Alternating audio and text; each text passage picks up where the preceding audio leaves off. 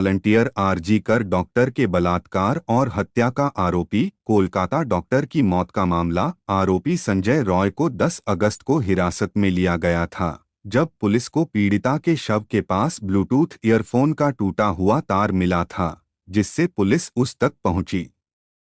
आरोपी संजय रॉय 23 अगस्त तक पुलिस हिरासत में रहेगा।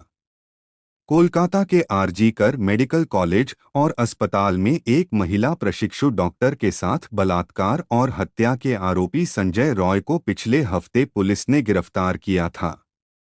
रॉय, जो अस्पताल का कर्मचारी नहीं है, अक्सर परिसर की इमारतों में देखा जाता था। उसे शनिवार 10 अगस्त को हिरासत में लिया गया था और वर्तमान में वह 14 दिनों की न्यायिक हिरासत में है। कौन है संजय रॉय?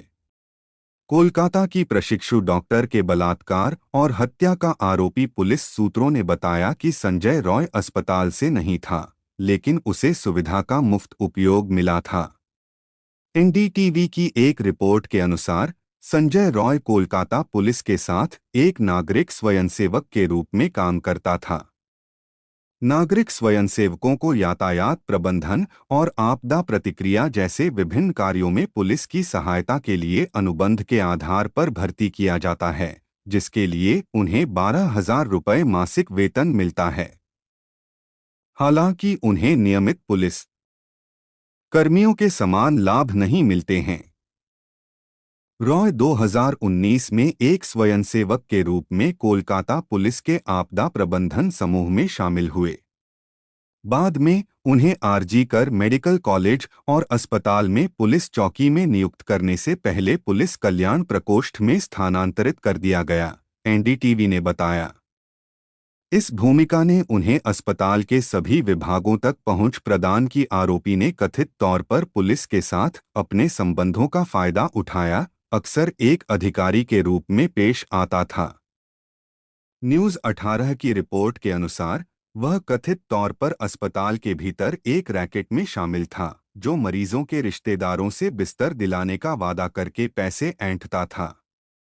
ऐसे मामलों में जहां सरकारी अस्पताल में बिस्तर उपलब्ध नहीं होता था, वह पास के नर्सिंग होम में बिस्तर खोजने के लिए अतिरिक्त शुल्क लेता था।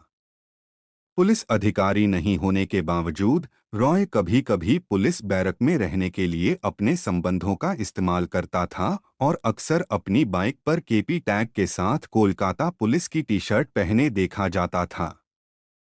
उसने कथित तौर पर पुलिस से कहा, अगर तुम चाहो तो मुझे फांसी पर लटका सकते हो। यह भी दावा किया गया है कि उसके मोबाइल फोन पर अश्लील सामग्री पाई गई थी। संजय रॉय, जिसकी 4 बार शादी हो चुकी थी, को अपने अपमानजनक व्यवहार के कारण वैवाहिक परेशानियों का सामना करना पड़ा। पड़ोसियों ने खुलासा किया कि उसकी 3 पत्नियां उसके दुर्व्यवहार के कारण उसे छोड़ गईं, जबकि उसकी चौथी पत्नी पिछले साल कैंसर से मर गई। उन्होंने यह भी आरोप लगाया कि रॉय अक्सर देर रात नशे की हालत में घर लौटता था। डॉक्टर से रेप और मर्डर के बाद वह घर जाकर सो गया था। उसने सबूत मिटाने के लिए अपने पहने हुए कपड़े धोए और तलाशी के दौरान उसके जूते भी बरामद हुए हैं। जूतों पर खून के धब्बे थे। पुलिस ने घटना वाली रात ड्यूटी पर तैनात 3 डॉक्टर्स और एक स्टाफ को पूछताछ के लिए बुलाया है। कोलकाता पुलिस ने कहा कि उन्हें यकीन है कि अगले 4 से 5 दिनों में अन्य दोषियों को भी गिरफ्तार कर लिया जाएगा। कोलकाता पुलिस कमिश्नर विनीत गोयल ने कहा, हम पीड़ित परिवार के संपर्क में हैं। केस की स्टेटस रिपोर्ट हम उनके साथ शेयर करते रहेंगे। अगर उसके बाद भी परिवार संतुष्ट नहीं है, तो सीएम ने जो कहा है वैसा ही होगा। वैसे तो इस मामले के आरोपी ने खुद को बचाने के लिए हर जत्न किया, लेकिन कहते हैं ना, अपराधी कितना भी शातिर क्यों ना हो, वो कोई ना कोई ऐसा सबूत छोड़ ही देता है जिससे उसका बचना लगभग नामुमकिन होता है। इस मामले में भी कुछ ऐसा ही हुआ। अपराधी अपराध कर जब चैन की नींद सो रहा था, उसी वक्त दूसरी तरफ पुलिस के हाथ ऐसा सुराग लगा जिससे उसका सलाखों के पीछे जाना तय था। इस मामले का आरोपी फिलहाल पुलिस की गिरफ्त में है। पुलिस को बड़ी सफलता तब हाथ लगी जब पीड़िता के नाखूनों में मिली स्किन और ब्लड की जांच की गई। जांच में पाया गया खून और स्किन आरोपी संजय रॉय के हैं। महिला ने आरोपी से बचने के लिए अपनी पूरी ताकत लगा दी। इसी जद्दोजहद के दौरान आरोपी के हाथों पर गहरी चोट और खरोंचें आ गई, जो कि इस केस में बड़ी लीड साबित हुए। पोस्टमार्टम रिपोर्ट में कहा गया है कि मौत गला घोंटने और गला दबाने के कारण हुई। अपराध स्थल पर पुलिस को एक ब्लूटूथ हेडफोन भी मिला था। इस ब्लूटूथ हेडफोन की वजह से पुलिस आरोपी तक पहुंचने में कामयाब रही। दरअसल ब्लूटूथ हेडफोन आरोपी का था। यह इस मामले में उसके खिलाफ मुख्य सबूत बन गया। इसके अलावा वो सीसीटीवी फुटेज में भी घटना के संभावित समय देखा गया। पुलिस ने घटनास्थल से इस मामले में अन्य सबूत भी जुटाए हैं, लेकिन रेप और हत्या के आरोपी संजय रॉय के खिलाफ अब तक का सबसे बड़ा सबूत तब मिला है जब पता चला कि पीड़िता के नाखूनों में पाया गया खून और स्किन आरोपी संजय रॉय के हैं। पीड़िता के चेहरे, आंखों से लेकर गर्दन तक पर चोट के निशान हैं। हत्या के आरोप में गिरफ्तार किया गया व्यक्ति पहले अपने घर लौटा और फिर सो गया। इसके बाद अगली सुबह उसने सबूत नष्ट करने के लिए अपने कपड़े भी धोए।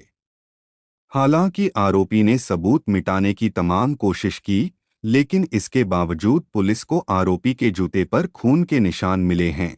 इस मामले का आरोपी वैसे तो पुलिस के हत्थे चढ़ चुका है, लेकिन एक सवाल ऐसा भी है जिसका सवाल अभी भी खोजा जा रहा है।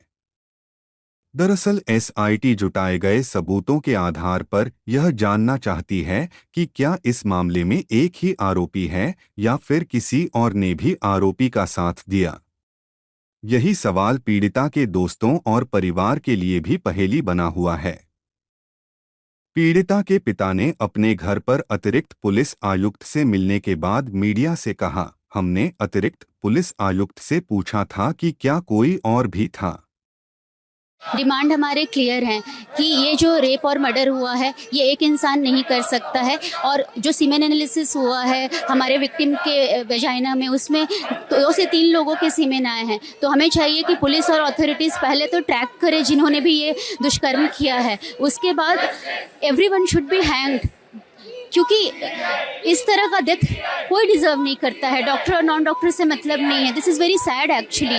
और तीसरी बात कि अभी जो भी अथॉरिटीज़ हैं वहाँ पे सबको इमीडिएटली रिज़ाइन करना चाहिए, बिकॉज उनके अंडर में ये चीज़ हुआ जो नहीं होना चाहिए, और ऊपर से वो उसे कवर भी करने की कोशिश कर रहे हैं।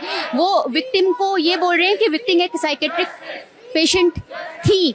अगर वो थी तो वो ड्यूटी कैसे कर रही थी, और अगर वो ड्यूटी करने के लिए फिट थी तो फिर उनको ये चीज़ अभी एजेंडा सामने नहीं लाना चाहिए। अगर उनको कोई पर्सनल या मेंटल हेल्थ का प्रॉब्लम था, जो हम में से किसी को भी हो सकता है।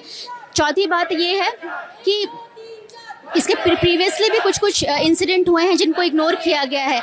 जैसे हमने ये सुना है कि किसी इंटर्न ने उनके गाड़ी को फोड़ा था, तो उन्होंने डेफिनेटली इसका कंप्लेन भी किया होगा, जिसके लिए भी अथॉरिटी ने कुछ नहीं की। तो ये सारी बातें हैं, हमें बस जस्टिस चाहिए, क्योंकि हॉस्पिटल एक ऐसा जगह है, अगर डॉक्टर्स सेफ़ नहीं है तो नर्सेस भी सेफ़ नहीं है, तो पेशेंट भी सेफ़ नहीं है, तो कोई भी सेफ़ नहीं है। जब तक हमारे डिमांड्स पूरे ना हो जाएं, बाकी इमरजेंसी सर्विसेज चल रहे हैं, उसमें कोई कमी नहीं आने दी गई है।